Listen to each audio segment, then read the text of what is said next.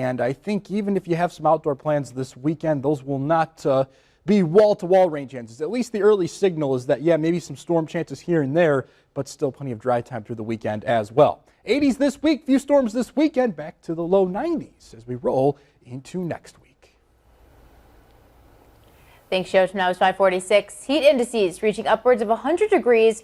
Definitely part of the summer months in Illinois, and it can make it harder for those who work outside to stay safe and hydrated. Our morning reporter Brett Brooks spoke with one lawn care company about keeping up with the heat and the humidity, and she is live for us this morning. Good morning, Brett. Good morning, Aaron, and good morning, Jess. Yeah, when it's hot outside, we like to cool off with a cool drink. But when your job is working outdoors, being that summer heat is not easy. Just ask one lawn care business owner, Christian Johnson. He knows the dangers firsthand of overheating. 2 years ago, I passed out in the heat from trying to do too much and not having the proper fluids in my body. A hard lesson learned by owner and operator of XC Lawn Maintenance, Christian Johnson.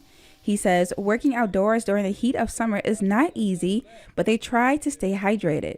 We keep a cooler on us, so we keep a cooler full of ice with water and Gatorade. During the past few weeks with the heat and humidity, Johnson says it makes it harder to work on certain lawns. Maybe one lawn has a hill. That makes it hard where we can't use our bigger mowers and we have to push everything on the mower. And even if sometimes the edging, we might have to more edging on this yard. One yard might not have much edging compared to another yard. To beat this heat while mowing or trimming, he says sometimes they reduce their workload. We try to stay under about 5 yards a day, 7 to 5 yards a day. When we get to about 7, that's when you really start to feel the body's starting to feel the heat. He says checking the temperature every morning helps with planning.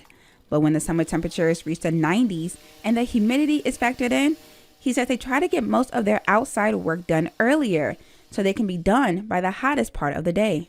Of doing the larger yards first, or maybe I would say the weirder shaped yards that would put more strenuous on our body. We do those in the beginning of the day. But then after about 1 week, we kind of keep it smaller and try to get done with the day about 3 o'clock.